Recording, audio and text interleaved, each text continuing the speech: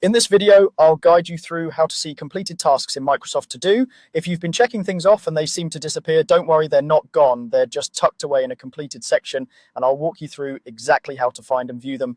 First, open Microsoft To Do on your device, whether you're using the desktop app, the web version, or the mobile app. The process is essentially the same everywhere, so you can follow along on whatever you're using right now. Start by going to the list where you originally completed the task. Microsoft To Do organizes everything into lists, things like tasks, work, groceries, or any custom list you've created. Your completed tasks stay attached to the list they were created in, so if you checked something off in your work list, that's where you'll need to go to find it again. Once you're in the right list, look at the main list of tasks. By default, Microsoft To Do only shows the active, unfinished tasks at the top.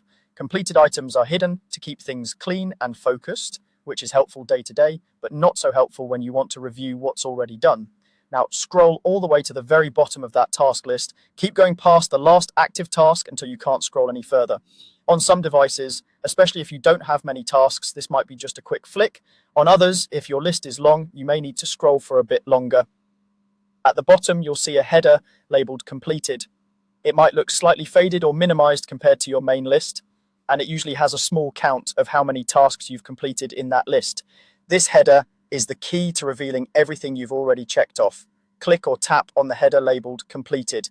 As soon as you do that, the section will expand. You'll see all the tasks you've checked off in that list grouped under this completed section. Now you can scroll through and review everything you finished. This is really useful if you want to double check that something was actually completed, look back at what you accomplished on a particular day, or even restore a task if you marked it complete by accident. To bring a task back into your active list, you can uncheck it and it will move back to the main part of the list as if it were never completed. If you don't see many items under completed, remember that you'll need to repeat this process for each list where you've been working. Completed tasks are not shown in one big combined view. They stay attached to their original lists. That's all there is to it.